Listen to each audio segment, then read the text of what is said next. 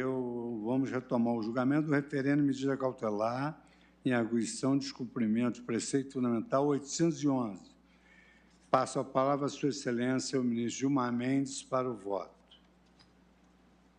Boa tarde, presidente. Boa tarde, senhoras ministras, senhores ministros, senhores advogados que fizeram as sustentações. Eu começo, presidente, dizendo que o presente julgamento coincide com a marca histórica no Brasil de 337.364 mortes ocasionadas pela pandemia global do novo coronavírus. A data de ontem assinalou o recorde de 4.211 mortos em 24 horas, em um dia. O Brasil, que já foi exemplo em importantes atividades de saúde pública, como vejam só, a política de vacinação, que tem sido reconhecida pela OMS como exemplar, ou mesmo o que é sempre falado, já dialogamos sobre isso, ministro Barroso, o coquetel anti-AIDS, fruto de uma política pública meritória. Atualmente, o Brasil é o líder mundial em mortes diárias por Covid-19. Em números aproximados, e uso aqui os mais conservadores, temos cerca de 2,7% da população mundial. Mas 27% das mortes por Covid-19 que ocorrem no planeta dão-se aqui, neste território, sob os nossos olhos. Quis o destino, senhores ministros, que ironia, que o presente julgamento coincidisse com o Dia Mundial da Saúde, que se passa hoje, em homenagem à Constituição da Organização Mundial da Saúde. Quis o destino que o nosso país recebesse o Dia Mundial da Saúde em um momento milenar de luto. Temos diante de nós a maior crise epidemiológica dos últimos 100 anos, caracterizada por mortandade superlativa e que se faz acompanhar de impactos profundos em face do poder público estatal. Uma tragédia cujo enfrentamento requer decisiva colaboração de todos os entes e órgãos públicos e, claro, da própria sociedade civil, e cujas consequências administrativas e operacionais são sentidas de modo ainda mais intenso pelos pequenos estados e municípios. Eis o quadro de complexidade social e política que corteja este fúnebre julgamento. Sob o nefasto manto de uma catástrofe humanitária sem precedentes, aporta a este Supremo Tribunal Federal a legítima e democrática pretensão de se abrirem templos à prática de atividades religiosas coletivas presenciais. Deixo claro, de partida, que a proteção constitucional aqui buscada jamais pode ser diminuída ou obliterada. Usando as palavras de João Paulo II, faço votos que esta Suprema Corte reconheça sempre que a liberdade religiosa é a primeira das liberdades humanas. Daí porque o direito civil e social à liberdade religiosa, na medida em que toca a esfera mais íntima do espírito, é um ponto de referência para os outros direitos fundamentais e, de alguma forma, se torna uma medida deles.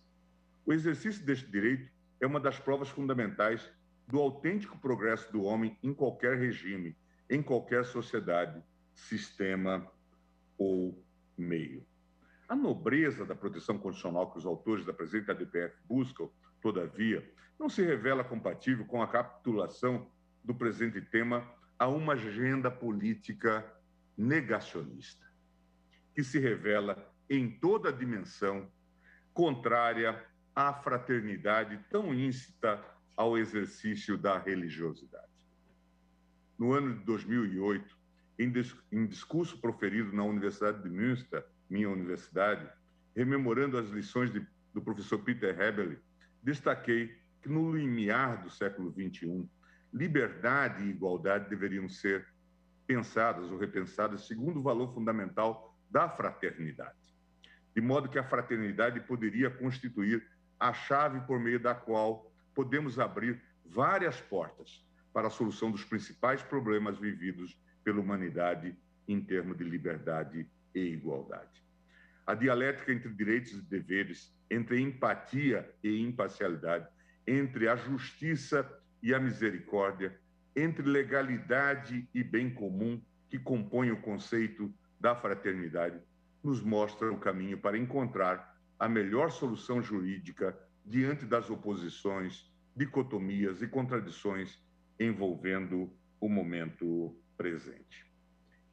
É nesse norte que tem guiado este Supremo Tribunal Federal na realização do controle de constitucionalidade de restrições impostas às liberdades individuais em razão das medidas de enfrentamento à pandemia do novo coronavírus, como Vossa Excelência, presidente, acabou de destacar na sua fala final antes da suspensão da sessão. Não é preciso muito para reconhecer o desenvolvimento entre nós de uma verdadeira jurisprudência da crise, em que os parâmetros de aferição da proporcionalidade das restrições aos direitos fundamentais têm sido moldados e redesenhados diante das circunstâncias emergenciais. A esse respeito, relembro, por exemplo, que para reforçar o nível de excepcionalidade atribuído à ordem jurídica, ainda nos primeiros meses da pandemia, no julgamento da ADIM 6357, o plenário referendou a medida cautelar deferida em 29 de 3 de 2020 pelo ministro Alexandre de Moraes para afastar as exigências da Lei de Responsabilidade Fiscal, Lei Complementar 101 de 2000, e da Lei de Diretrizes e Bases, Lei 13.898, relativas à demonstração de adequação e compensação orçamentária para a criação e expansão de programas públicos destinados ao enfrentamento da Covid-19. Ainda no primeiro semestre do ano passado, esta Corte já decidiu que estados e municípios, no âmbito de suas competências e em seu território, podem adotar, respectivamente, medidas de restrição à locomoção intermunicipal e local durante o estado de emergência decorrente da pandemia do novo coronavírus, sem a necessidade de autorização do Ministério da Saúde para a decretação de isolamento, quarentena e outras providências. ADIM 6343. Por fim, presidente, só para fazer esse breve resumo, no final de 2020, no julgamento das ADIMs 6586 e 6587, da relatoria do ministro Ricardo Lewandowski e do ARE 126.7879, de relatoria do ministro Roberto Barroso, este plenário chegou a decidir que o Estado pode determinar aos cidadãos que se submetam compulsoriamente à vacinação contra a Covid-19, prevista na Lei 13.979 de 2020. Assentou-se que o Estado pode impor aos cidadãos que recusem a vacinação as medidas restritivas previstas em lei, multa, impedimento de frequentar determinados lugares, fazer matrícula em escola, mas não pode fazer a imunização à força, tal como ficou assente naquele julgamento. Essas decisões mostram que a ponderação de interesses e de posições subjetivas em função das restrições impostas tem adquirido contornos muito particulares, tributários da excepcional situação de emergência da saúde pública. Ouvi atentamente, como todos nós, as sustentações feitas e me cumprimento também por ter aberto a oportunidade para que os mais diversos segmentos, via amicus curiae, tivessem a oportunidade de trazer as suas visões de mundo, Weltanschauung, para que este tribunal fizesse a sua devida avaliação. Não posso deixar de fazer um breve registro em relação à fala do advogado-geral da União. quando Sua Excelência fala dos problemas dos transportes no Brasil, especialmente do transporte coletivo, e fala do problema do transporte aéreo com a acumulação de pessoas, eu poderia ter entendido que Sua Excelência teria vindo agora para a tribuna do Supremo de uma viagem a Marte. E ele estava descolado de qualquer responsabilidade institucional com qualquer assunto no Brasil. Mas Sua Excelência foi verificar aqui, gulgar, como dizem aqui os mais jovens, e verifiquei que ele era ministro da Justiça até recentemente e que tinha responsabilidades institucionais, inclusive de propor medidas. A União cabe legislar, diz o artigo 22, sobre diretrizes da Política Nacional de Transportes, sobre trânsito e transporte. Veja, portanto, que me parece que está havendo aí um certo delírio nesse contexto geral. É preciso que cada um de nós assuma a sua responsabilidade. Isto precisa ficar muito claro. Não tentemos embair, não tentemos enganar ninguém. Até porque os bobos ficaram fora da corte.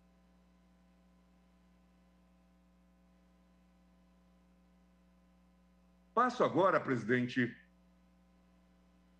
à questão de ordem suscitada pelo procurador-geral, que me dá muito conforto também.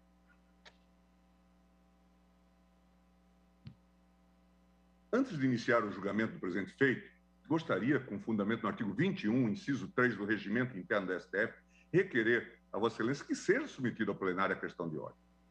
Em 5 de 4 de 2021, o Procurador-Geral da República juntou aos autos petição em que requer que o Procurador-Geral seja submetido à apreciação da Presidência do Supremo a redistribuição da DPF 811 para o ministro Nunes Marques, ante a prevenção e/ou dependência com a DPF 701.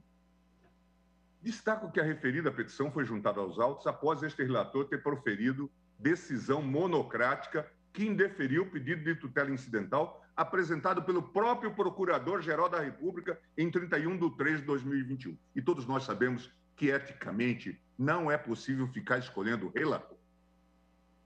Além disso, a própria decisão monocrática que antecedeu o requerimento apresentado, ordenada a inclusão do feito em mesa para julgamento na presente sessão do plenário. Liminar dada, liminar submetida ao plenário. Assim diz a Lei 9868, assim diz a Lei 9882. Assim deve ser. E fui eu que escrevi esses textos. Participei de sua feitura. Mas vamos lá. Não posso deixar de observar, senhor presidente, que a postura cambiante do parquê, de ora requerer tutela de urgência a este relator, ora suscitar-lhe sua indevida distribuição, parece flertar, no mínimo, com o exercício de uma deslealdade processual. E falo isso com todos os cuidados, dadas as nossas relações pessoais de amizade. Ressalto que não me parece haver espaço para que um representante maior do Ministério Público Federal, na condição de fiscal da lei, ultrapasse os limites de sua função em sede de controle abstrato de constitucionalidade, para aderir aos interesses do autor ao ponto de adotar estratégias processuais que, com todas as vênias, beiram a litigância de má-fé. O requerimento, ao meu sentir, mostra-se ainda mais inoportuno, tendo em vista que, como já mencionado, determinei a imediata remessa da decisão monocrática de minha lavra para referendo perante este colegiado maior, como se tem que fazer sempre. E isto é uma determinação da Lei 9868, da Lei 9882. De toda sorte, senhor presidente, considerando tratar-se de uma questão cognoscível ex officio, propõe a formulação da questão de ordem que passe a examinar. Nos termos do artigo 77b do Regimento Interno deste Supremo Tribunal Federal, prescreve-se que, na ação direta de inconstitucionalidade, na ação direta de inconstitucionalidade por omissão, na ação declaratória de constitucionalidade e na arguição de descumprimento de preceito fundamental, aplica-se a regra da distribuição por prevenção, quando haja coincidência total ou parcial de objetos. Bem examinada a matéria, entendo que não há qualquer coincidência integral ou meramente parcial entre o objeto da presente demanda e aquele veiculado na ADPF 701, distribuído à relatoria do eminente ministro Nunes Marques. A ADPF 701, atualmente sob a relatoria do ministro Nunes Marques, foi distribuída em 23 de 6 de 2020 ao ministro Celso de Mello, por distribuição comum, conforme consta da certidão de distribuição nos autos daquela arguição. A arguição com pedido de medida cautelar, proposta pela Associação Nacional de Juristas Evangélicos, ANAJURE, questiona o artigo 6º do Decreto 031, de 20 de março de 2020, do município de João Monlevade, que feriu o direito fundamental à liberdade religiosa e o princípio da laicidade estatal ao determinar a suspensão irrestrita das atividades na cidade, bem como em face dos demais decretos estaduais e municipais que têm imposto violações equivalentes em todo o país. Estamos falando, portanto, de algo que dizia respeito a um decreto de 20 de março de 2020. A presente ADPF 811, por outro lado, adstringe-se à impugnação do decreto 65.563 do Estado de São Paulo, que somente foi publicado em 12 de março de 2021. Nada a ver uma coisa com a outra. Assim, embora a petição inicial da ADPF 701 formule um pedido aberto, não apontando todos os atos questionados, não me parece que possa aquela ADPF impugnar todo e qualquer ato normativo futuro. Seria algo realmente extravagante no processo constitucional. Caso contrário, estaríamos possivelmente diante de uma interessante inovação em sede de controle prévio de constitucionalidade no Brasil. Aquilo que foi discutido recentemente. O ideal é que houvesse um controle prévio, mas não há. E nós sabemos que não há. Justamente porque sequer existia o ato normativo impugnado da presente ADPF 811, a instrução da ADPF 701 sequer albergou o ente político responsável pela edição da norma impugnada no presente feito, que é o Estado de São Paulo. Em 2 de 2 de 2021, o agora relator da ADPF 701, ministro Nunes Marques, com fundamento no artigo 5º da Lei 9882, solicitou informações a quem?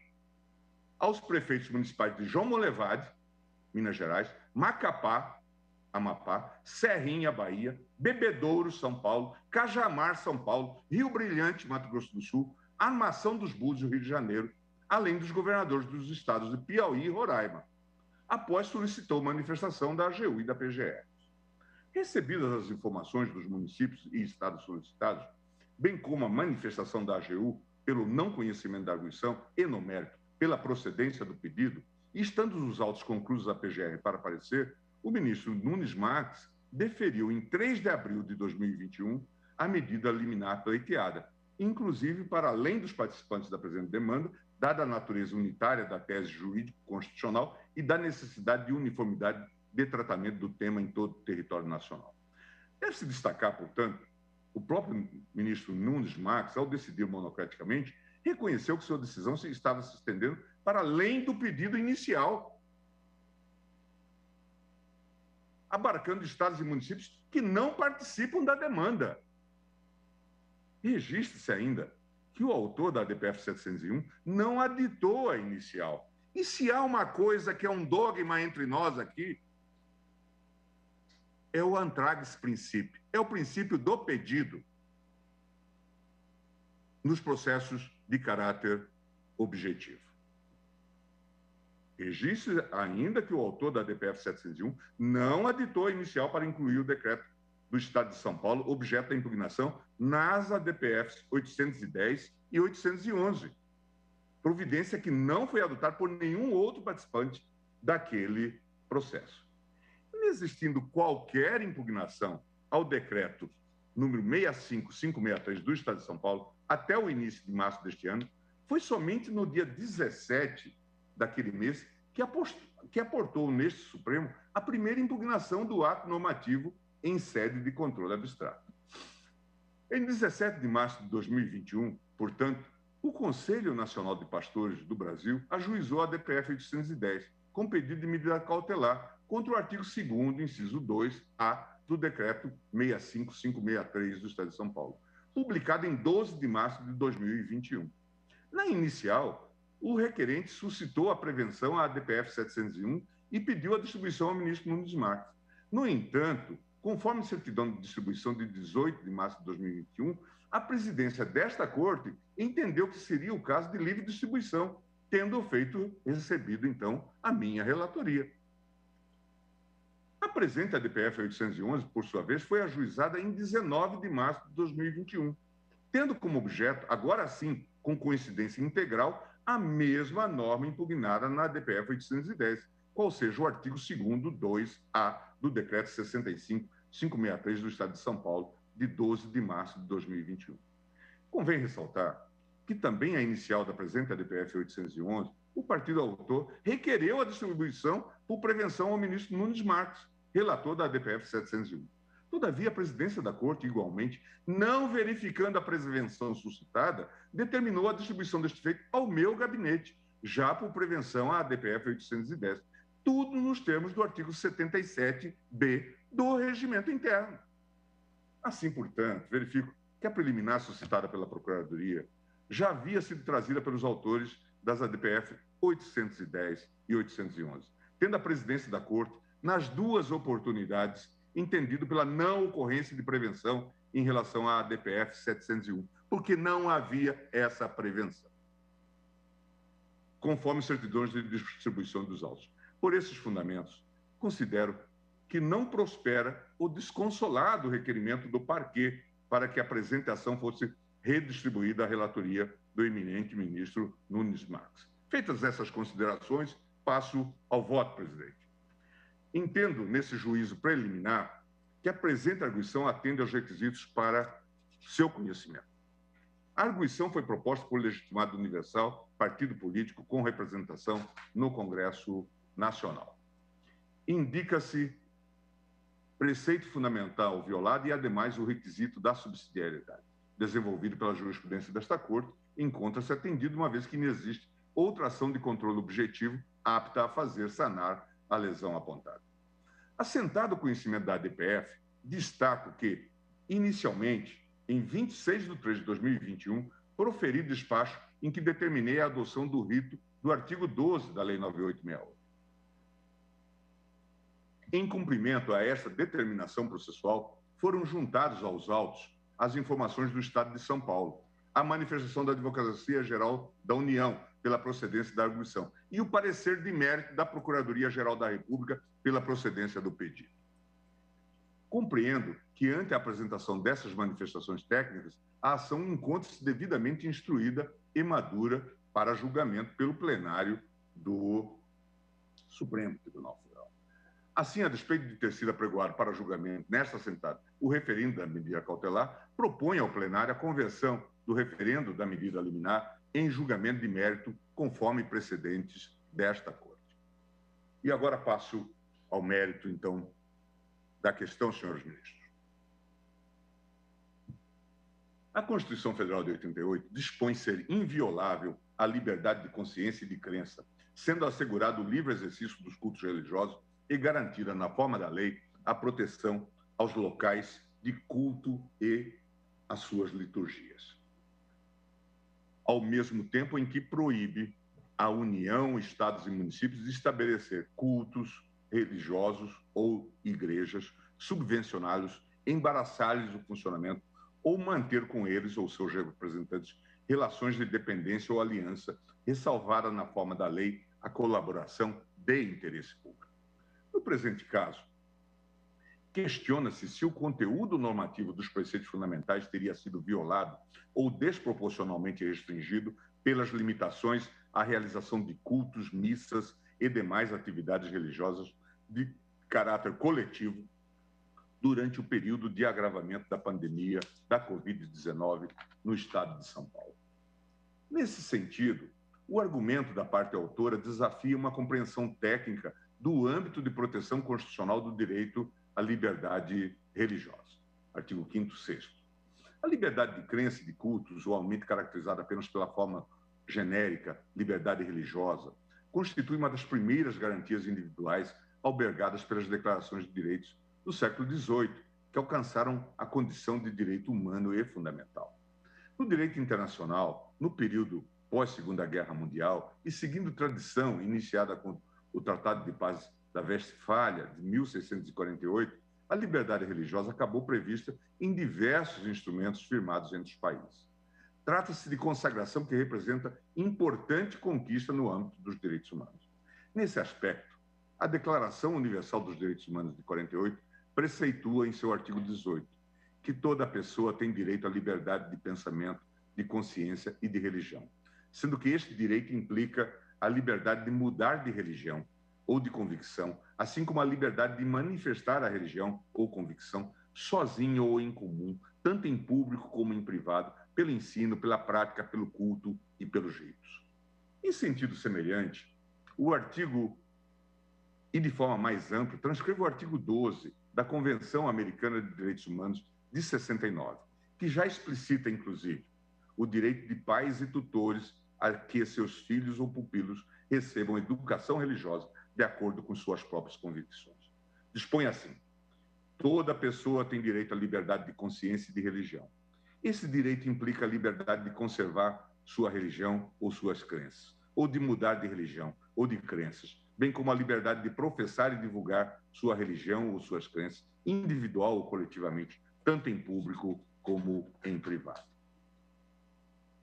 Ninguém pode, prossegue a Convenção, ser objeto de medidas restritivas que possam limitar sua liberdade de conservar sua religião ou suas crenças, ou de mudar de religião ou de crenças. A liberdade de manifestar a própria religião e as próprias crenças está sujeita unicamente às limitações prescritas pela lei, que sejam necessárias para proteger a segurança, a ordem, a saúde ou a moral públicas, ou os direitos ou liberdades das demais pessoas. É o que diz a Convenção Americana dos Direitos Humanos de 69. Os pais, e quando for o caso, os tutores, têm direito a que seus filhos ou pupilos recebam a educação religiosa e moral que esteja acorde com suas próprias convicções. A Carta Africana de Direitos Humanos e dos Povos, de 1981, é, por sua vez, mais sucinta e prescreve apenas que a liberdade de consciência, a profissão e a prática livre da religião são garantidas. Sob reserva da ordem pública, ninguém pode ser objeto de medidas de constrangimento que visem restringir a manifestação dessas liberdades. Não menos importante, e apontada como uma das mais sofisticadas fontes de proteção ao direito à liberdade religiosa do direito internacional, o artigo 8º da Convenção Europeia de Direitos Humanos prescreve: todas as pessoas têm direito à liberdade de pensamento, consciência e religião. Este direito inclui liberdade para mudar a sua religião ou crença e liberdade, seja sozinho ou em comunidade, com outros e em público ou privado, para manifestar a sua religião ou crença no culto, no ensino, na prática e observância. A liberdade de manifestar a sua religião ou crença está sujeita apenas às limitações que são prescritas por lei e são necessários numa sociedade democrática, no interesse da segurança pública, para a proteção da ordem pública, saúde ou moral, ou para a proteção dos direitos e liberdades dos outros. Nesse ponto, ressalta-se que o alcance dos destinatários da liberdade religiosa, como anotam Baudou-Perrot e Bernhard Schlink, não é medido pela força numérica, nem pela importância social de determinada associação religiosa. A liberdade de credo deve ser assegurada de modo igual a todos, desde os membros de pequenas comunidades religiosas aos das grandes igrejas e de seitas exóticas ao círculo cultural.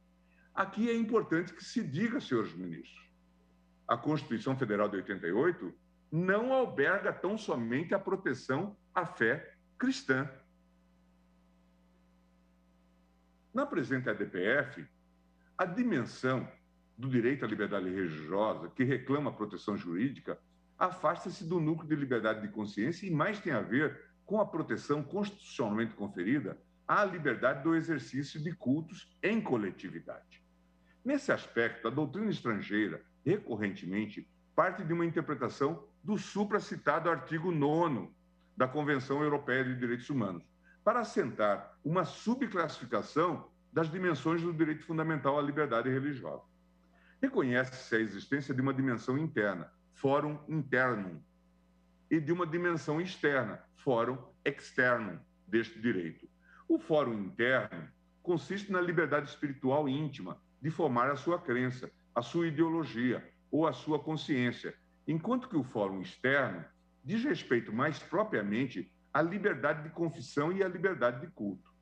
Como destacado por Lothar Michael e Martin Morlock, nessa dimensão externa da liberdade religiosa, a proteção jurídico-constitucional da liberdade de culto não se limita à fé religiosa, como pura questão privada, mas comprova-se precisamente quando a fé é vivida publicamente, encontrando por isso resistências sociais ou legais. Essa delimitação do núcleo de proteção invocado nesta DPF como a dimensão externa do direito à liberdade religiosa deve ser feita de forma rigorosa. Isso porque a própria doutrina estrangeira pacificamente acolhe que os níveis de proteção das duas dimensões do direito em questão são distintos.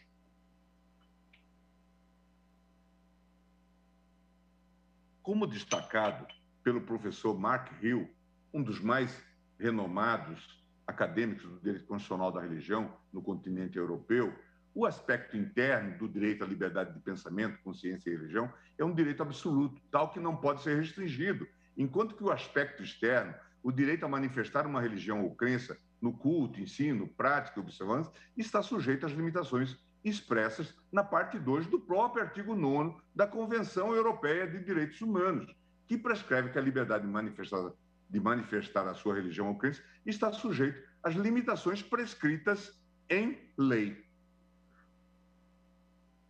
Essa interpretação, por assim dizer, disjuntiva do direito fundamental à liberdade religiosa tem guiado os debates constitucionais recentes em torno das restrições impostas durante a pandemia do novo coronavírus.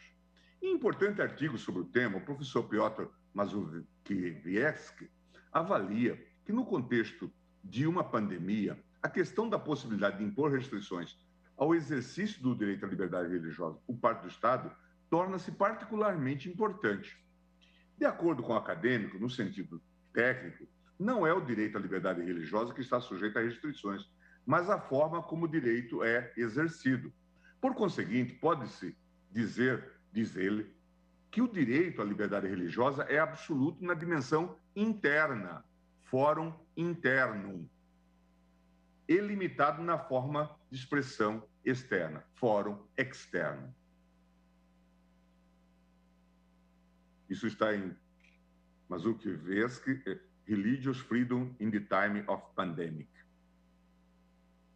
Embora advinda na interpretação das fontes supranacionais dos direitos humanos, esse reconhecimento da dúplice dimensão do direito à liberdade religiosa é albergado no texto constitucional federal de 88. Tanto as liberdades de consciência quanto as de religião e de exercício de culto foram reconhecidas pelo Constituinte, conquanto uma e outra se aproximem em vários aspectos, não se confundem entre si.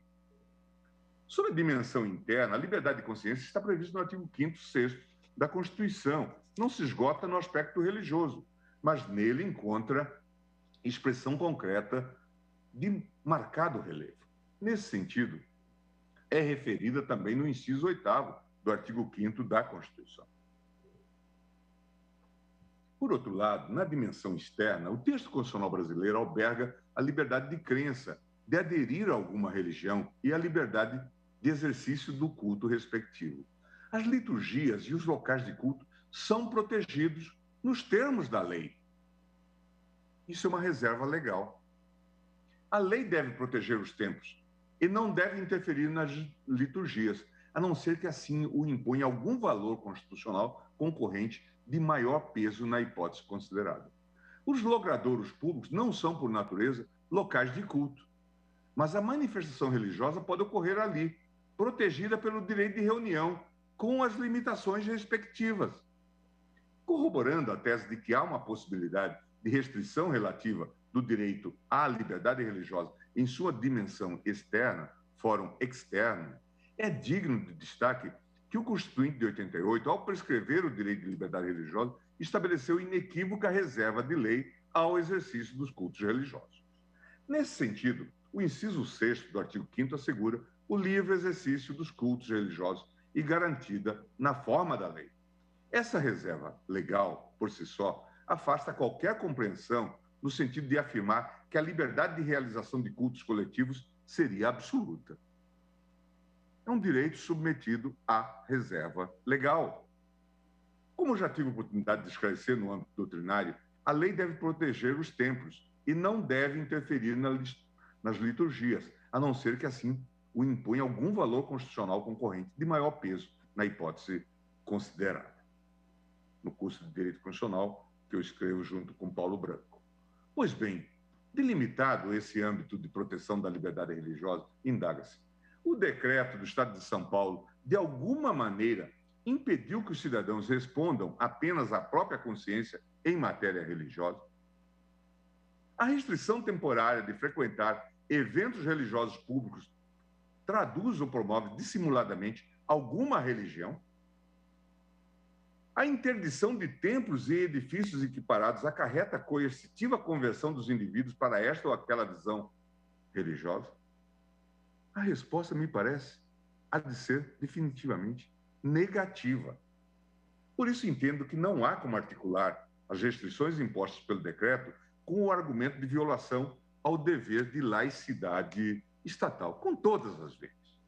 Cumpre asseverar também que não comove a tentativa de imputar desproporcionalidade à medida realizada às folhas 15 da petição inicial, vazada, por exemplo, nos seguintes termos: ora, se é possível limitar o número de pessoas que participam das atividades religiosas coletivas e assim inibir a transmissão do vírus, sem esvaziar por completo o direito à liberdade religiosa, a proibição total não pode subsistir.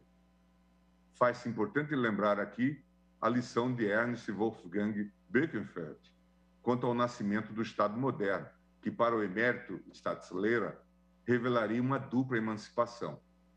Por um lado, é franqueado ao indivíduo a liberdade de crença, garantindo-se que sua relação com o Estado, seu vínculo de cidadania, não dependa da religião que professa. Por outro lado, emancipa-se também o Estado em relação ao domínio religioso e às autoridades espirituais. A fim de aprofundar a presente análise, considero oportuno, senhores ministros, contextualizar a alegação de violação ao preceito fundamental dentro de um quadro maior que diversas cortes constitucionais ao redor do mundo têm debatido os limites da restrição ao exercício das atividades religiosas coletivas no contexto da pandemia do novo coronavírus. Passo, então, às restrições à liberdade de culto no contexto da pandemia mundial da Covid-19.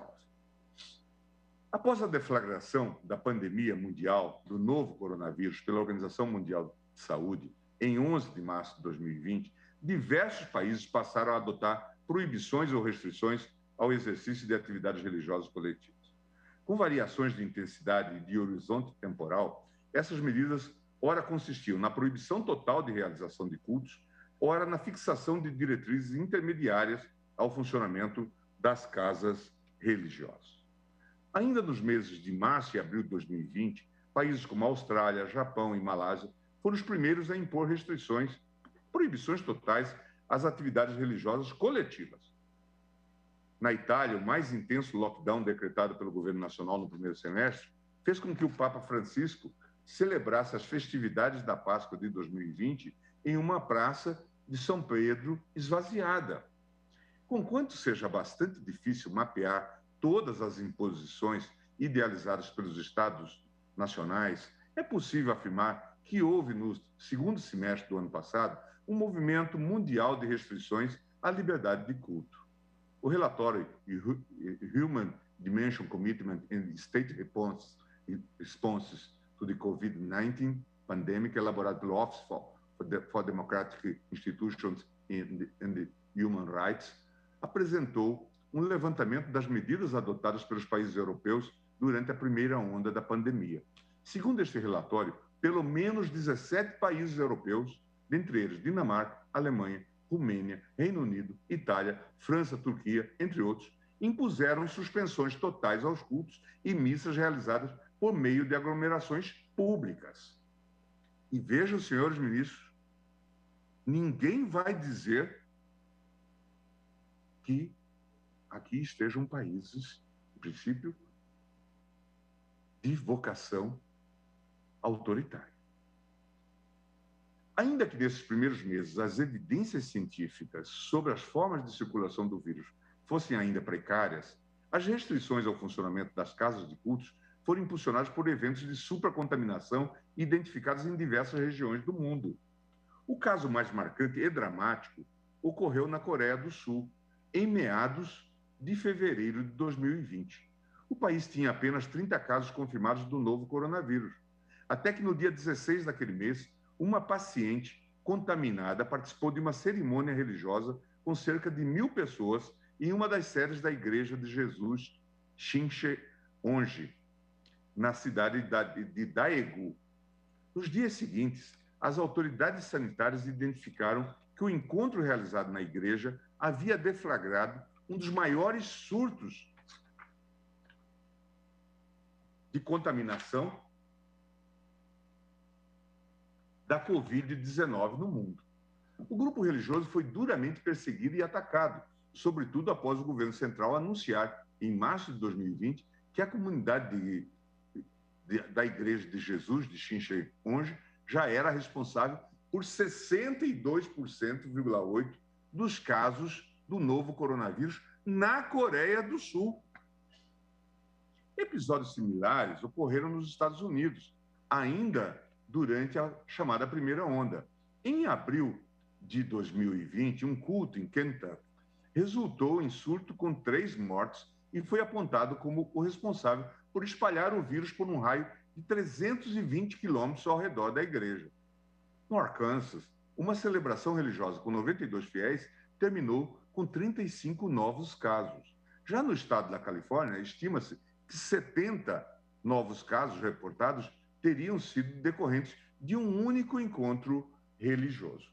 A partir desses incidentes, as autoridades nacionais e supranacionais buscaram fixar diretrizes mais claras sobre os riscos de contaminação em atividades religiosas coletivas.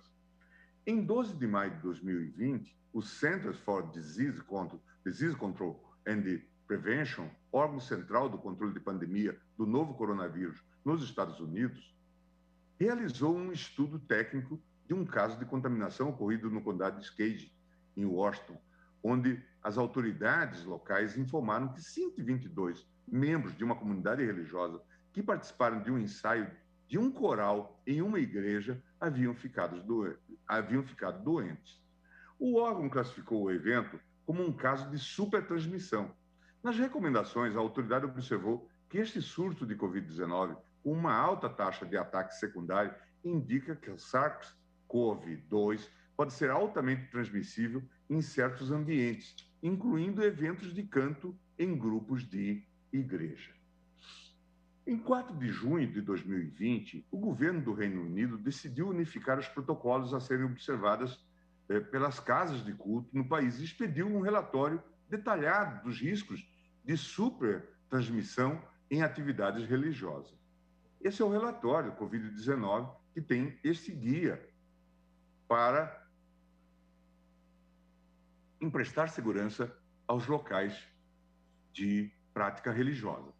Fixou algumas atividades religiosas que seriam terminantemente proibidas durante a pandemia, como atividades comunitárias ou empresariais de cultos realizadas por ministros ou pessoas leigas, grupos de estudos e atividades festivas não litúrgicas.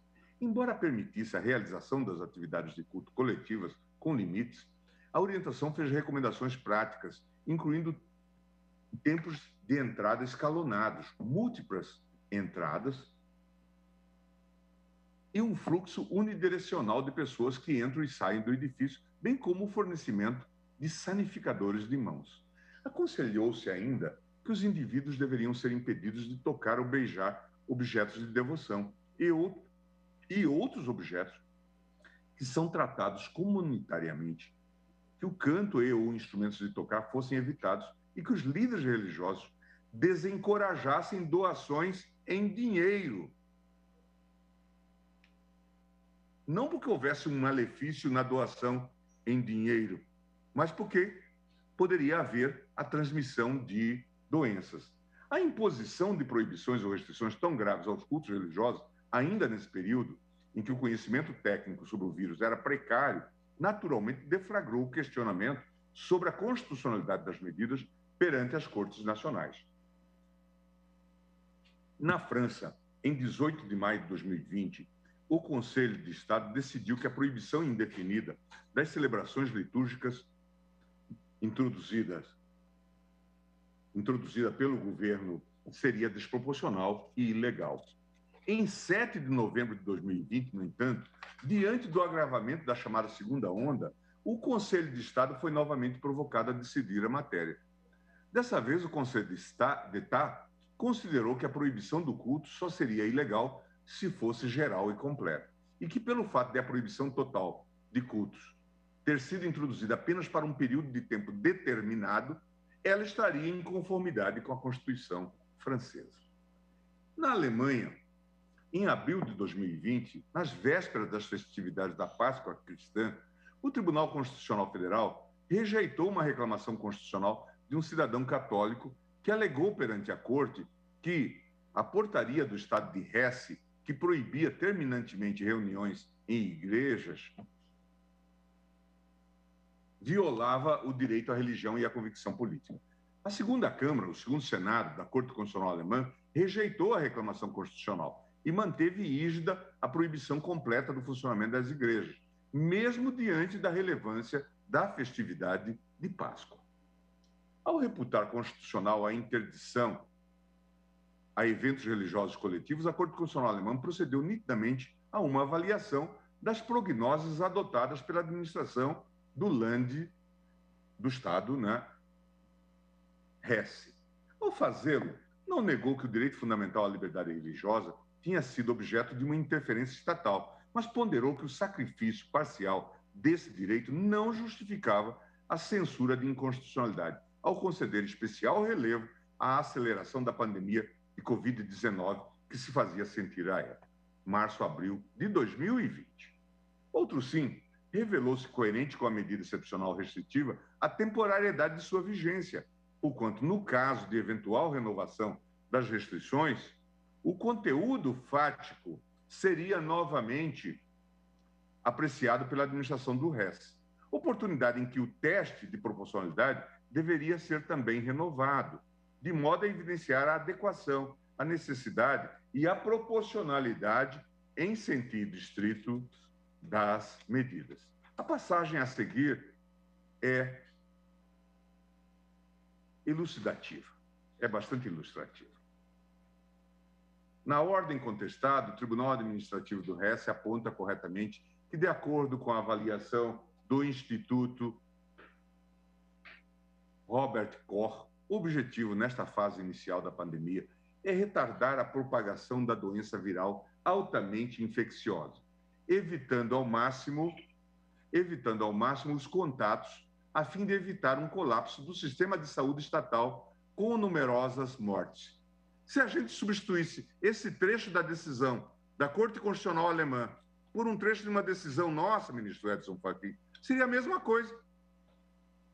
Quando demos competência para estados e municípios para regularem o tema, para que não houvesse o colapso do sistema de saúde. E eles prosseguem. A interferência extremamente grave na liberdade de crença para proteger a saúde e a vida também é justificável neste momento, porque a portaria 17 de março de 2020 e, portanto, a proibição de reuniões nas igrejas, aqui em questão, é limitada no tempo até 19 de abril de 2020. Isso assegura que a portaria terá de ser atualizada à luz dos novos desenvolvimentos da pandemia de corona.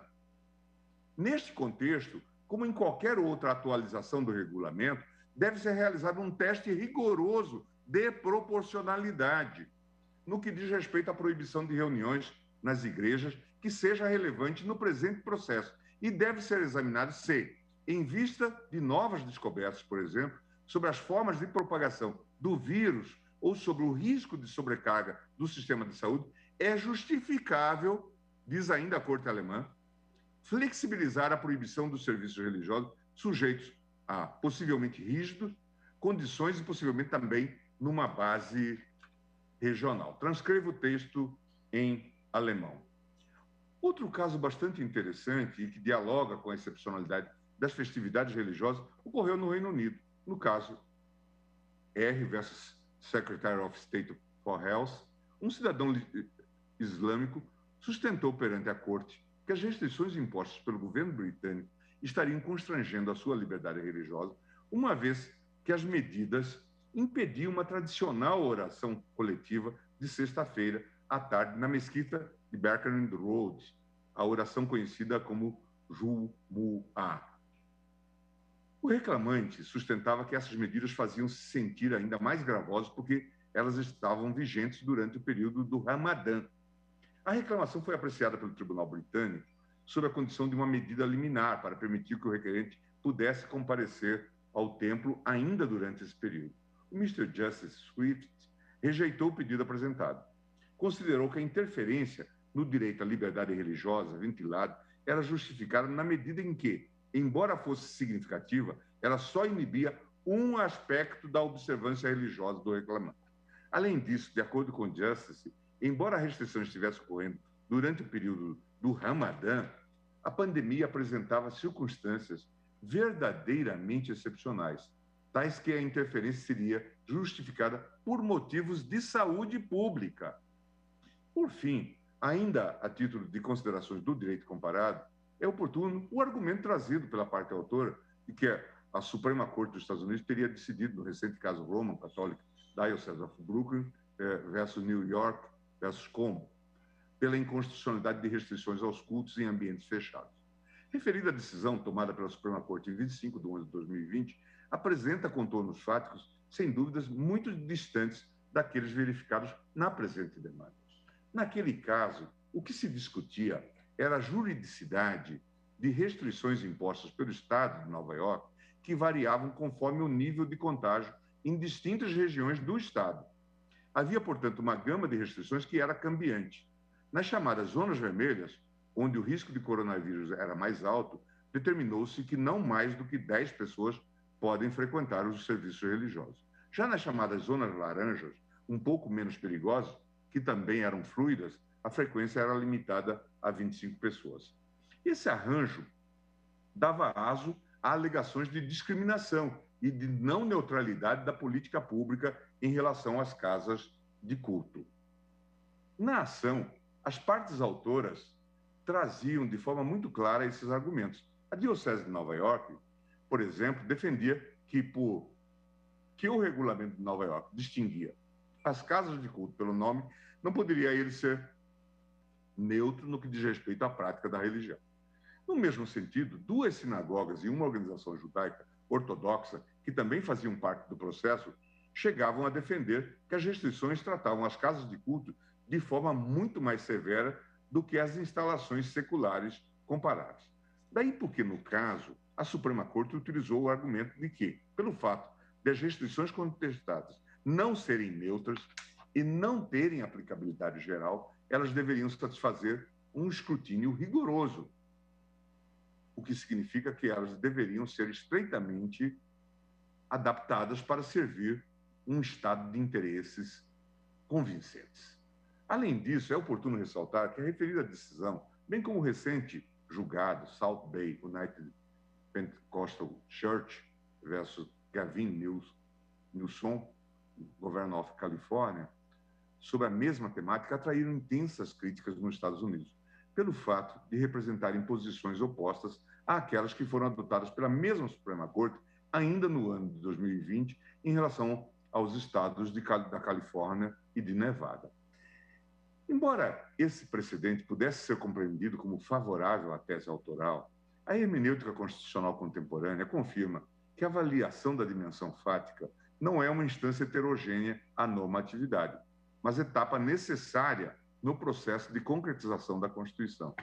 Como ensina o caro ministro Carmen Friedrich Miller, no direito constitucional evidencia-se com especial nitidez que uma norma jurídica não é um juízo hipotético, isolável diante do seu âmbito de regulamentação. A prescrição jurídica é integrada pelo programa da norma e pelo âmbito da norma, o chamado âmbito normativo. Este último, não se confundindo com os fatos, traduz um recorte da realidade social cujo nexo com os fatos passam pela atividade de estruturação que é a normatividade. Isso nos ajuda a perceber o porquê de os precedentes da Suprema Corte Americana não serem passíveis de transmissão mecanicista para o presente caso. A modificação do posicionamento da Suprema Corte, no caso South Bay, de 2020 para 2021, não é inteiramente dissociada da modificação de circunstâncias fáticas subjacentes às restrições lançadas pelo governo da Califórnia. Na primeira manifestação da Corte, em maio de 2020, os Estados Unidos enfrentavam situação mais alarmante. Curva de contágio em elevada inclinação, ausência de vacina, absoluta ausência de coordenação no combate à pandemia por clara opção política do então ocupante do Poder Executivo Nacional, um campeão do negacionismo, dentre outros elementos fáticos adversos. Na segunda manifestação, de fevereiro de 2021, tem-se quadro bem mais alvissareiro. Declínio da curva de contágio, do número de mortes, declínio do número de mortes também, vacinação em massa, adequadamente conduzida pelo novo presidente da República. É claro que, no segundo cenário, uma medida tão drástica como o fechamento de templos religiosos requer justificação bem mais elevada, o que a torna mais vulnerável a argumentos que exploram incoerências. Feitas essas considerações acerca do direito comparado, entendo que não há como examinar a constitucionalidade dessa restrição veiculada na norma impugnada nesta DPF, senão utilizando as balizas fixadas por este Supremo Tribunal Federal para a adoção de medidas sanitárias de combate à pandemia da Covid-19 no Brasil. A fim de realizar esse exame, as duas próximas sessões do presente voto irão analisar se a norma impugnada amolda-se à repartição constitucional de competências para a adoção de medidas de proteção à saúde, se representa ou não intrusão desproporcional no direito fundamental à liberdade religiosa. Passo, então, à questão da constitucionalidade formal e digo o seguinte: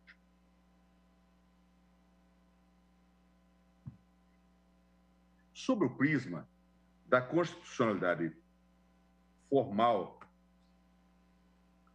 cumpre mais uma vez enfrentar a alegação de que o exercício da competência material comum da União, dos Estados e dos municípios para adotar medidas de saúde, artigo 23, inciso 2, artigo 37, não autorizaria a edição da norma impugnada.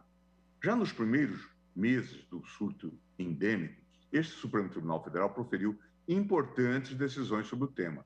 Em abril de 2020, no julgamento da ação direta de inconstitucionalidade 6341, de relatoria do eminente ministro Marco Aurélio, redator para acordo do ministro Edson Fachin, assentou-se de forma clara e direta que todos os entes federados têm competência para legislar e adotar medidas sanitárias voltadas ao enfrentamento da pandemia de Covid-19. Assim o fez o Supremo Tribunal Federal, levando em consideração pretensões do governo federal de obstar os estados e municípios de adotarem uma das poucas medidas que, por comprovação científica, revela-se capaz de promover o achatamento da curva de contágio do coronavírus, qual seja o lockdown. Talvez a única disponível num contexto de falta de vacinas. A pretendida obstrução em desfavor dos entes subnacionais seria realizada mediante uma concentração na figura do presidente da República da definição de atividade essencial. Contra ela, o Supremo Tribunal Federal reafirmou o dever que todos os entes políticos têm na promoção da saúde pública. E, coerente ao federalismo cooperativo adotado na Constituição de 88, assentou uma competência dos estados e dos municípios, ao lado da União, para adotarem medidas sanitárias direcionadas a enfrentar a pandemia. Não preciso dizer, senhores ministros, que não fora essa decisão, muito provavelmente o nosso quadro sanitário estaria muito provavelmente ainda pior do que se encontra. E esse é um aprendizado que nós temos no Brasil, infelizmente, ministro Barroso, é que as situações trágicas ou graves, elas ainda podem piorar. Às vezes o poço parece que não tem fundo. Eu vou ler, então, essa decisão que me parece, e é digno de cumprimento, especialmente o redator para o qual o ministro Fachin, nesse caso. Referendo de medida cautelar em ação direta de inconstitucionalidade, direito constitucional, direito à saúde, emergência sanitária internacional, Lei 13.979 de 2020, competência dos entes federados para legislar e adotar medidas sanitárias de combate à epidemia internacional, hierarquia do Sistema Único de Saúde, competência comum, medida cautelar parcialmente deferida. A emergência internacional prossegue a um alongamento reconhecida pela Organização Mundial de Saúde, não implica nem muito menos autoriza a outorga de discricionariedade sem controle ou sem contrapesos típicos do Estado Democrático de Direito. As regras constitucionais não servem apenas para proteger a liberdade individual, mas também o exercício da racionalidade coletiva, isto é, da capacidade de coordenar as ações de forma eficiente. O Estado Democrático de Direito implica o direito de examinar as razões governamentais e o direito de criticá-las. Os agentes públicos agem melhor, mesmo durante emergências, quando são obrigados a justificar suas ações. Por isso, ministro Fachin, que eu dizia, se nós traduzíssemos, essa decisão corresponderia, por exemplo, à decisão tomada pela Corte Constitucional alemã. O exercício da competência, prossegue Vossa Excelência, constitucional para as ações da área de saúde deve seguir parâmetros materiais específicos, a serem observados, o primeiro, pelas autoridades políticas. Como esses agentes públicos devem sempre justificar suas ações e, à luz delas, que o controle a ser exercido pelos demais poderes tem lugar. Número 3. O pior erro na formulação das políticas públicas é a omissão, sobretudo para as ações essenciais exigidas pelo artigo 23 da Constituição Federal. É grave, e isso aqui está grifado, que, sob o manto da competência exclusiva ou privativa, premiem-se as inações do governo federal, impedindo que estados e municípios, no âmbito de suas respectivas competências, implementem as políticas públicas essenciais. O Estado garantidor dos direitos fundamentais não é apenas a União, mas também os estados e municípios. Dizia-se no item 3 desta emenda. E prosseguia-se. A diretriz constitucional da hierarquização constante do artigo 198 não significou hierarquização entre os entes federados, mas comando único dentro de cada um deles. É preciso ler as normas que integram a Lei 13.979 de 2020 como decorrendo da competência própria da União para legislar sobre vigilância epidemiológica nos termos da Lei Geral do SUS, Lei 8.080 de 90. O exercício da competência da União em nenhum momento diminuiu a competência própria dos demais entes da Federação na realização de serviços de saúde. E nem poderia, afinal, a diretriz constitucional é a de municipalizar esses serviços. O direito à saúde, número 6 da ementa, é garantido por meio da obrigação dos Estados-partes de adotar medidas necessárias para prevenir e tratar doenças epidêmicas, e os entes públicos devem aderir às diretrizes da Organização Mundial da Saúde, não apenas por serem elas obrigatórias nos termos do artigo 22 da Constituição da Organização Mundial de Saúde, decreto 26.042, de 17 de dezembro de 48, mas sobretudo porque contam com a expertise necessária para dar plena eficácia ao direito de saúde.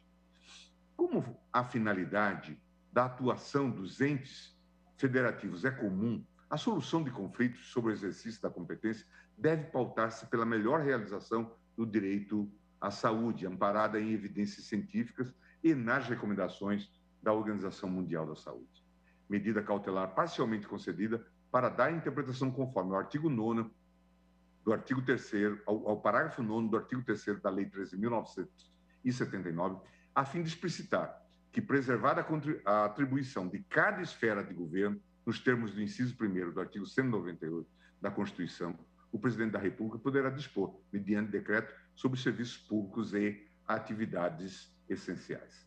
Destaca-se que o artigo 3º da Lei 13.979, impugnado naquela ADIM, previa como possíveis alternativas a serem adotadas pelas autoridades, no âmbito de suas competências, as medidas de isolamento e de quarentena. Percebo, por isso, que a edição da norma impugnada na presente ADPF deu-se em consonância com o quanto decidido na ADIM 6341, medida cautelar. E o fato de sua veiculação ter se dado pela forma jurídica de decreto não muda tal conclusão. Ademais, ainda com o objetivo de preservar a integridade da jurisprudência deste Supremo Tribunal Federal, destaca-se que há decisões monocráticas dos ministros desse Supremo Tribunal Federal que reconheceram que as restrições de realização de cultos, missas e outras atividades religiosas coletivas determinadas podem ser determinadas por decretos municipais e estaduais e podem se mostrar medidas adequadas, necessárias e proporcionais para o enfrentamento da emergência de saúde pública. Em 23/3/2021, o presidente, ministro Luiz Fux, deferiu medida cautelar nos autos do mandado de segurança 5476 Pernambuco para suspender decisões liminares proferidas pelo Tribunal de Justiça de Pernambuco, que suspendiam a eficácia do decreto estadual 50.433, de 15 de março de 2021, expedido pelo governador do estado de Pernambuco. Destaque-se que, nesse caso, as decisões impugnadas fundamentaram-se essencialmente no entendimento de que a restrição ao funcionamento de templos religiosos seria abusiva e inconstitucional. Em face desse argumento, o presidente, ministro Fux, decidiu que as restrições não se mostravam irrazoáveis, uma vez que restringiam a realização de atividades religiosas no grau estritamente necessário ao enfrentamento da pandemia da Covid-19 e de modo temporário. Veja que há uma coincidência, ministro Fux, entre aquilo que está na jurisprudência internacional e aquilo que nós assentamos aqui. Uma vez que restringiam a realização de atividades religiosas no grau estritamente necessário ao enfrentamento da pandemia da Covid-19 e de modo temporário, entre os dias 18 e 28 de março, prevendo, ademais, meios alternativos de realização de cultos e missas, meio telepresencial. Isso está na suspensão de segurança 5476, julgado em 22/3/2021 e publicado no Diário de 23/3/2021. Nessa mesma linha, em 6/4/2020, a ministra Rosa Weber julgou improcedente reclamação ajuizada pela Igreja Evangélica Assembleia de Deus de Mato Grosso, em face de decisão que, em sede de mandado de segurança, reconhecia a validade do decreto estadual número 432, o qual, em seu artigo 3º, inciso 11, proibiu as igrejas de realizarem cultos, missas e qualquer liturgia religiosa. Ao apreciar a questão sob o ângulo dos parâmetros definidos na ADIM 6341, a eminente relatora, a ministra Rosa Weber, considerou não haver estrita aderência com a decisão atacada naquilo que realizou cotejo entre o decreto estadual e o federal para concluir que o Estado, por deter competência suplementar, não teria exorbitado seus poderes ao estatuir norma mais rígida do que aquela emanada pela União. Aqui só um dado que é importante e que, como eu já disse, nós não podemos perder a perspectiva fática ou aquilo que Friedrich Miller chamava de Normbereich, o âmbito de proteção. Estados e municípios são aqueles entes que administram os hospitais, que têm que produzir vagas para leitos e que têm que produzir vagas nas UTIs. Ainda ontem eu vi a cena de alguém em São Paulo, veja, o mais rico, mais potente estado da federação, em que ela dizia: meu pai morreu, uma pessoa de pouco mais de 70 anos, porque não houve vaga, não havia vagas na UTI. Essa é a realidade que nós contemplamos aqui. A União talvez tenha alguma coisa como 50 hospitais sob sua gestão. Algumas unidades hospitalares universitárias. O mais está com os estados e municípios. Foi dentro desta lógica, que não foi totalmente explicitada, e, claro, dentro dos marcos do federalismo cooperativo, que o tribunal houve por bem dizer que cabia aos estados e municípios fixar regras para evitar a contaminação geral. E, com isso, o colapso do sistema de saúde, que, infelizmente, nessa segunda ou terceira onda, acabou por ocorrer. Passo a questão agora do controle judicial das medidas de restrição adotadas, teste de proporcionalidade e revisão de fatos e prognoses legislativos. E digo o seguinte, senhores ministros, e eu estou me encaminhando, um pouco ainda distante, mas estou me encaminhando para o final. No caso em tela, as principais teses autorais de desconformidade do direito impugnado situam-se no campo da inconstitucionalidade material. Nesse sentido, o autor sustenta que o referido ato normativo estabeleceu restrições totais ao direito constitucional à liberdade religiosa e de cultos das religiões que adotam atividades de caráter coletivo, criando tanto proibição inconstitucional quanto discriminação inconstitucional, tendo em vista a existência de práticas religiosas que não possuem ritos que envolvem atividades coletivas. Uma ordem constitucional que tutela uma pluralidade de bens jurídicos não pode conviver com pretensões deduzidas em juízo, cujo efeito prático de eventual acolhimento seja o de tornar absoluta certa situação jurídica, alegadamente apresentada como representativa de um direito fundamental. A propensão dos direitos fundamentais à colisão dá-se em inescapável contexto de multiplicidade normativa, vis-à-vis o princípio da unidade da Constituição, que na espécie requer harmonização, concordância prática, por não se admitir que a incidência de uma norma constitucional anule a normatividade de outra de igual hierarquia.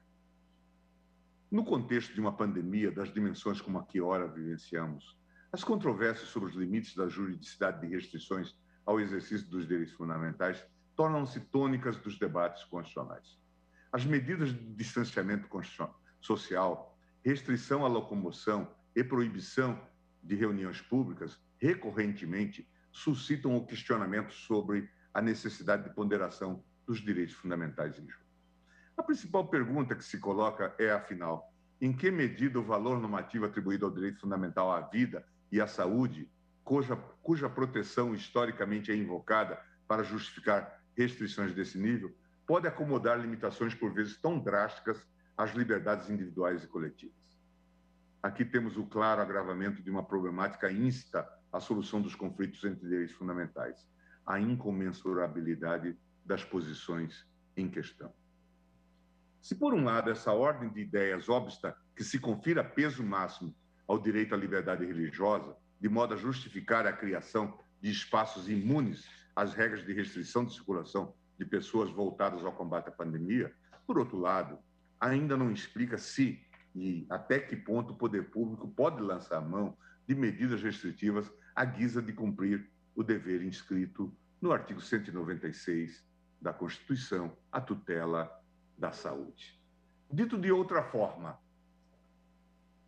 as medidas legislativas e administrativas concernentes à promoção da saúde também são propensas a colidir com outras posições jurídicas que refletem direitos fundamentais, em observância ao princípio da unidade da Constituição, devem ser objeto de ponderação com outros bens constitucionais.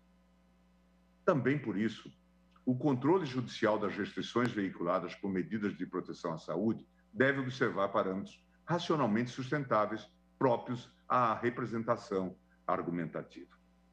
Na busca por demarcar tais parâmetros, é premente partir do pressuposto de que os direitos fundamentais não podem ser considerados apenas como proibição de intervenção. Veiculam um postulado de proteção.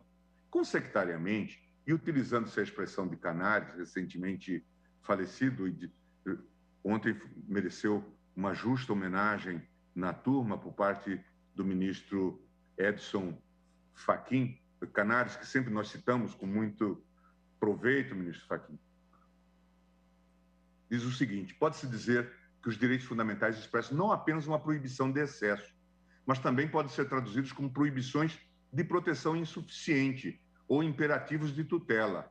Não apenas, portanto, um Übermaßverbot, mas também um Untermaßverbot. Assim, na dogmática alemã, é conhecida a diferenciação entre o princípio da proporcionalidade como proibição de excesso e como proibição de proteção insuficiente ou deficiente. No primeiro caso, o princípio da proporcionalidade funciona como parâmetro de aferição da constitucionalidade das intervenções nos direitos fundamentais como proibições de intervenção. No segundo, a consideração dos direitos fundamentais como imperativos de tutela imprime ao princípio da proporcionalidade uma estrutura diferenciada. O ato não será adequado quando não proteja o direito fundamental de maneira ótima. Não será necessário na hipótese de existirem medidas alternativas que favoreçam ainda mais a realização do direito fundamental. E violará o subprincípio da proporcionalidade em sentido estrito se o grau de satisfação do fim legislativo é inferior ao grau em que não se realiza o direito fundamental de proteção. Em casos como o presente, em que se alega que a proibição temporária à realização de cultos, missa e demais atividades religiosas de caráter coletivo, pelo Decreto 65.563 do Estado de São Paulo, a tarefa que se impõe é a de saber se a medida não incorre na proibição de excesso. Para tanto, a jurisprudência do Tribunal Constitucional Alemão desenvolveu a metodologia consolidada no famoso caso Mitbestimmungsgesetz, o caso da cogestão ou da cogestão paritária, que revela graus de intensidade do controle de constitucionalidade das leis, considerando a avaliação das chamadas prognoses ou dos prognósticos legislativos. No primeiro nível, ou do controle de evidência, a norma é apenas é inconstitucional caso as medidas se revelarem claramente inidôneas para a efetiva proteção do bem jurídico fundamental. No segundo nível, tem-se o controle da justificabilidade, em que se perquire se a medida for tomada após apreciação objetiva e justificável de todas as fontes de conhecimento então disponíveis. No terceiro e último nível, situa-se o controle material de intensidade, reservado para intervenções legislativas que afetam de modo mais significativo bens de extraordinária importância, como a liberdade individual. Esse terceiro nível de controle foi explicitado pela Corte Constitucional alemã na célebre decisão das farmácias, Apothekenurteil, em que se discutiu o âmbito de proteção do direito fundamental à liberdade de profissão. Situando esses parâmetros doutrinários na jurisprudência deste Supremo Tribunal Federal, percebo que as decisões desta Corte relativas ao controle de restrições a direitos fundamentais impostos para a proteção da saúde, de modo mais ou menos expresso, a depender da situação, têm adotado perspectiva conforme a metodologia acima exposta. A propósito, no juízo a respeito de se saber se a medida sanitária é adequada, necessária e proporcional, possui especial significado para a jurisprudência deste tribunal a posição que a Organização Mundial da Saúde, OMS, tem a respeito do assunto. Foi assim quando do julgamento de constitucionalidade da Lei 9.055, de 95, que autorizava a exploração do amianto crisotila.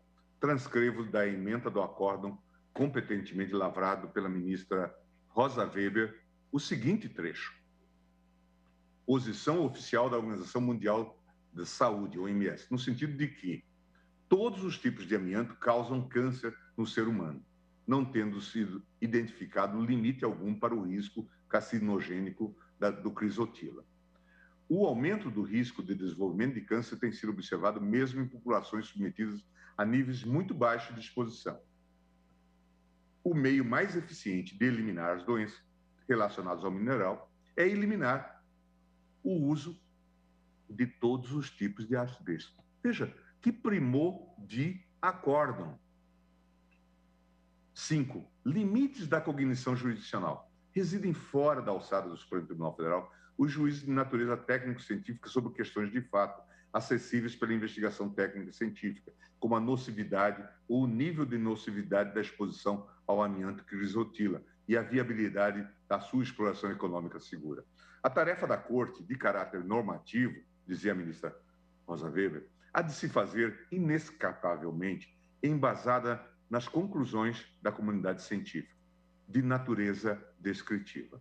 Questão jurídica a decidir se, em face do que afirma o consenso médico científico atual, a exploração do almirante Crisotila, na forma como autorizada pela Lei 9.055 de 95, é compatível com a escolha política efetuada pelo Poder Constituinte de assegurar a todos os brasileiros os direitos à saúde e à fruição de um meio ambiente ecologicamente equilibrado. 13. À luz do conhecimento científico acumulado sobre a extensão dos efeitos nocivos do amianto para a saúde e o meio ambiente e a evidência da ineficácia das medidas de controle nela contempladas, a tolerância ao uso do amianto crisotila, tal como positivada no artigo 2º da Lei 9.055 de 95, não protege adequada e suficientemente os direitos fundamentais à saúde e ao meio ambiente equilibrado. Artigos 6º, 7º, 22, 196 do 225 da Constituição. Tampouco se alinha aos compromissos internacionais de caráter supralegal assumidos pelo Brasil, que moldaram o conteúdo desses direitos, especialmente nas convenções números 139 e 162 da OIT e a Convenção de Basileia. Juízo de procedência da ação, voto da relatora, ADIM 4066. Vejam, senhores ministros, a qualidade desse aresto. Se na ADIM 4066, acima transcrito, a desconformidade com as diretrizes de organismos internacionais foi levada em conta para se pronunciar a inconstitucionalidade, casos houve em que a norma objeto de impugnação se portava dentro dos parâmetros propostos pela Organização Mundial de Saúde. Recurso extraordinário, repercussão geral, acórdão do Tribunal de Origem, que além de impor normativo alienígena, desprezou norma técnica mundialmente aceita, conteúdo jurídico do princípio da precaução, ausência, por hora, de fundamentos fáticos ou jurídicos a obrigar as concessionárias de energia elétrica a reduzir o campo eletromagnético das linhas de transmissão de energia elétrica abaixo do patamar legal. Presunção de constitucionalidade não elidida. Recurso provido.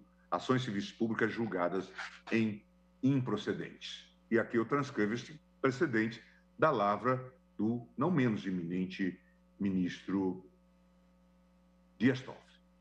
Por hora, dizia Sua Excelência, não existem fundamentos fáticos ou jurídicos a obrigar as concessionárias de energia elétrica a reduzir o campo eletromagnético das linhas de transmissão de energia elétrica abaixo do patamar legal.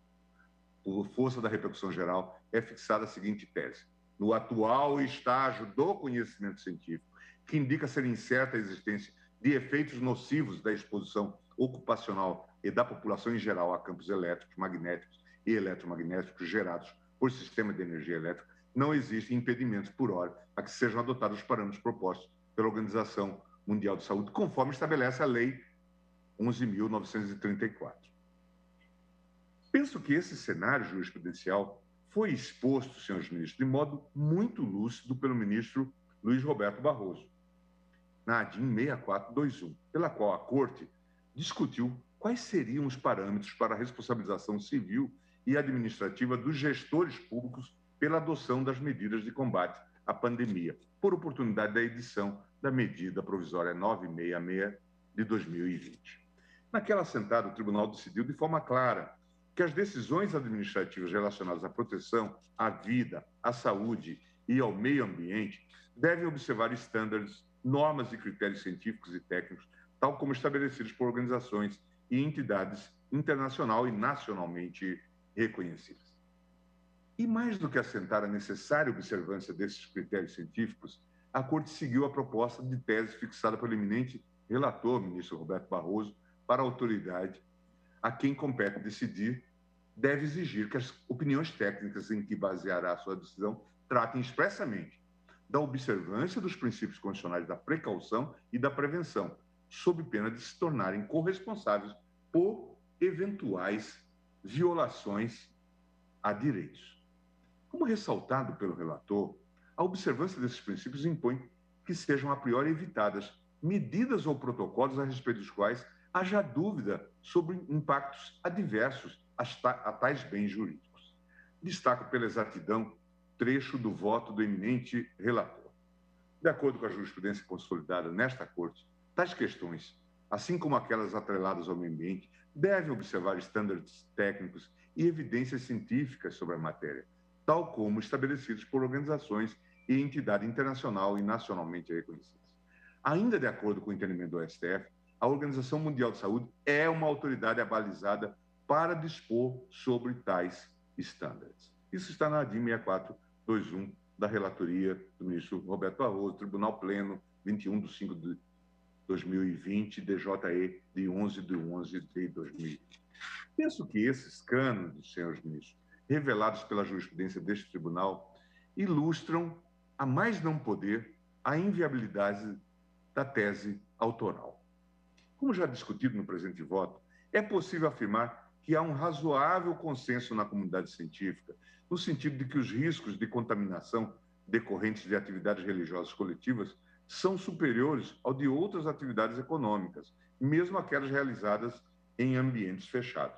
Nesse sentido, em importante artigo acadêmico provocado na Duke Law Review, Caroline Maria Corbin apresenta uma análise profunda das principais decisões dos tribunais norte-americanos sobre a abrangência dos serviços essenciais durante a pandemia da Covid-19, indicando que, para a maior parte dos tribunais, a ciência agora sugere que os cultos e atividades de adoração apresentam um grau superior de risco à contaminação, grau esse que não é comparável ao de outras atividades de comércio. Essa noção geral sobre o elevado risco de contaminação das atividades religiosas coletivas presenciais foi complementada por um exame de fatos e prognósticos subjacente à edição do Decreto Estadual de São Paulo.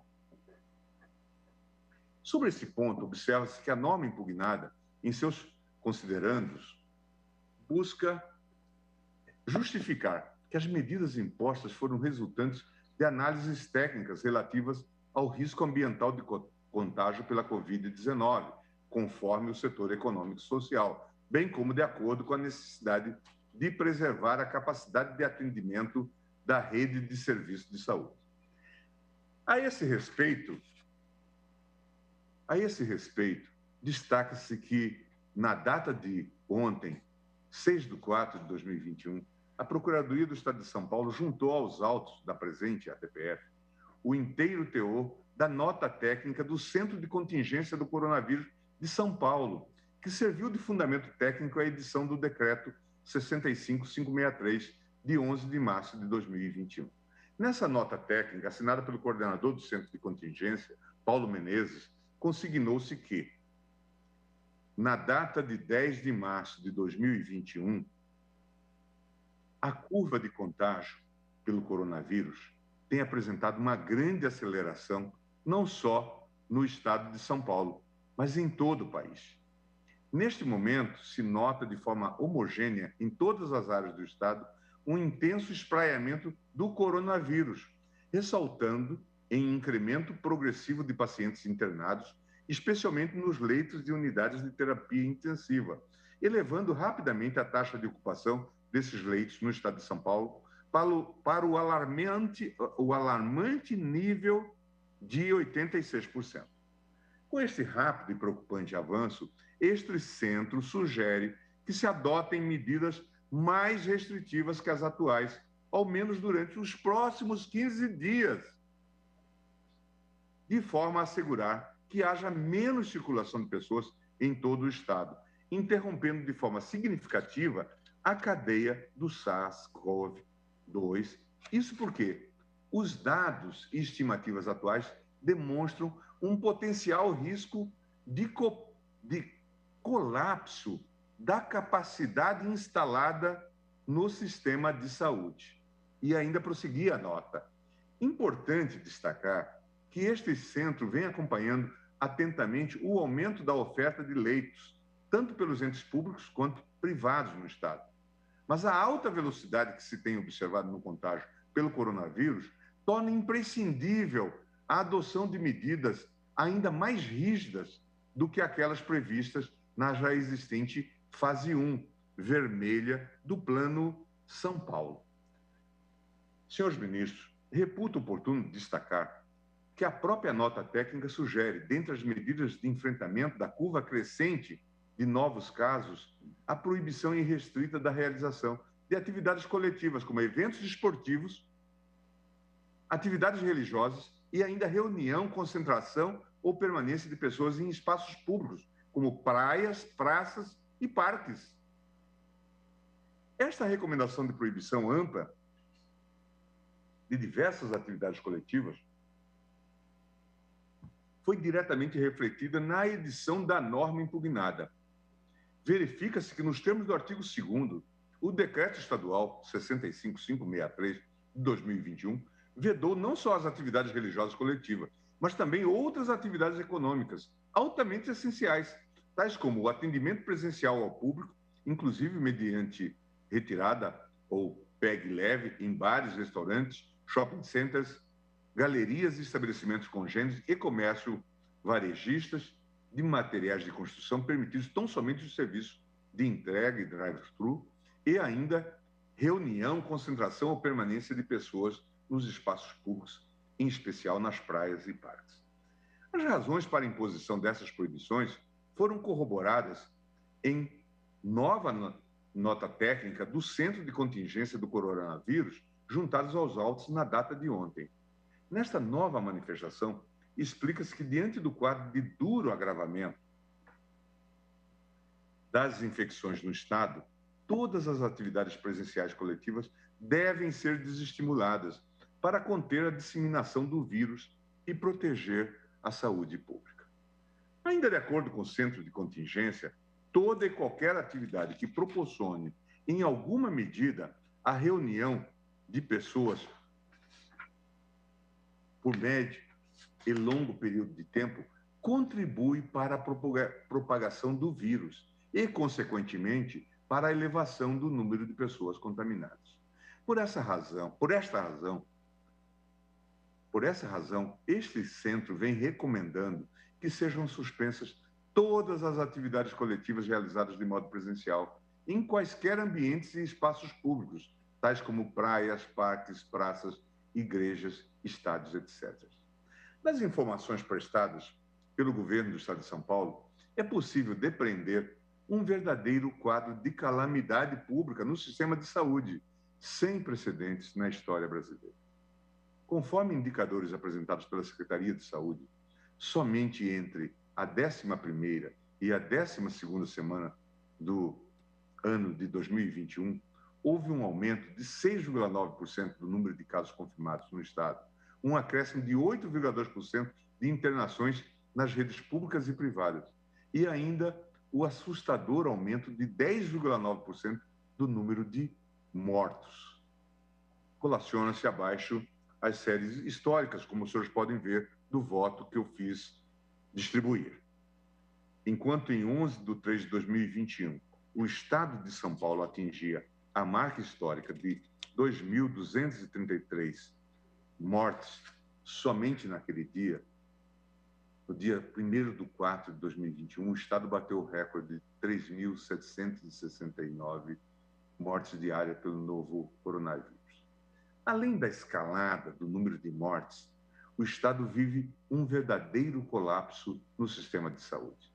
De acordo com o último balanço da Secretaria Estadual de Saúde, divulgado na quarta-feira, havia 31.175 internados, sendo 12.961 pacientes em leitos de UTI e 18.214 em enfermaria. As taxas de ocupação dos leitos de UTI são de 91,6%, tanto no Estado quanto na Grande São Paulo. De acordo com o censo apresentado pela Secretaria de Estado, apenas entre 11 de março de 2021 e 25 de março de 2021, houve um aumento de 2,2% ao dia do número de pacientes internados na UTI por Covid. Abaixo reproduz-se a série histórica apresentada. Mas os fatos parecem, senhor presidente, senhores ministros, os fatos parecem incontrastáveis. Diante da eloquência dos fatos e da gravidade da situação, migra para o domínio do surreal a narrativa de que a interdição temporária de eventos coletivos em tempos religiosos teria algum motivo anticristão. É a gravidade dos fatos também que nos permite ver o quão necessário é desconfiarmos de uma espécie de bom mocismo constitucional, muito presente em intervenções judiciais aparentemente intencionadas em fazer o bem. Vale aqui o alerta de Friedrich Schauer. A Constituição não existe apenas para nos proteger de ilícitos cometidos pelos maus agentes públicos. Serve também a Constituição para impedir que bons agentes públicos façam coisas que são até boas e desejáveis no curto prazo, mas que depõem contra o interesse público no longo prazo. The Force of Law, Cambridge. Chego à conclusão, senhores ministros, senhor presidente. Em conclusão ao presente voto, repiso a gravidade do contexto subjacente a essa decisão.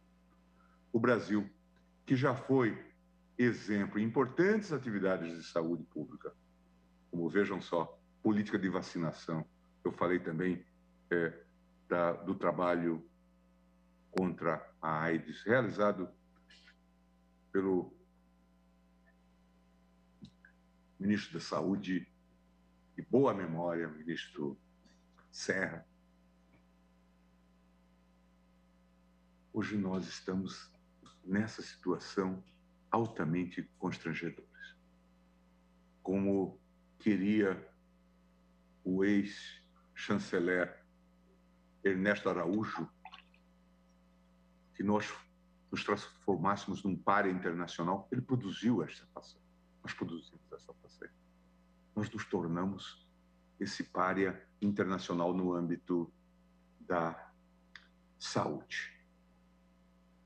Em números aproximados, e eu uso aqui os mais conservadores, como já disse, temos cerca de 2,7% da população mundial, mas 27% das mortes por Covid-19 que ocorrem no planeta estão se dando aqui. Diante desse cenário, senhores ministros, faz-se impensável invocar qualquer dever de proteção do Estado que implica negação à proteção coletiva da saúde.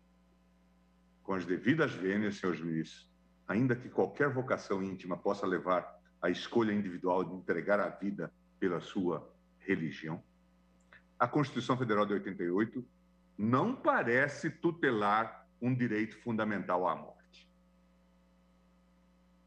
A essa sutil forma de erodir a normatividade constitucional deve mostrar-se cada vez mais atento este Supremo Tribunal Federal.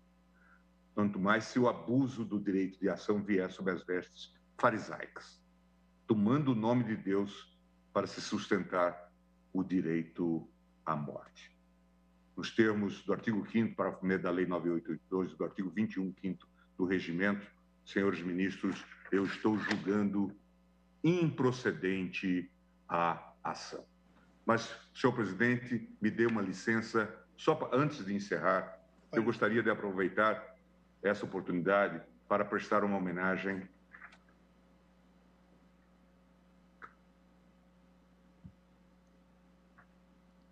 a todos os profissionais jornalistas pelo seu dia, 7 de abril. Esses profissionais que exercem função essencial à democracia têm atuado como os principais fiduciários e divulgadores das informações estratégicas de combate à pandemia do novo coronavírus.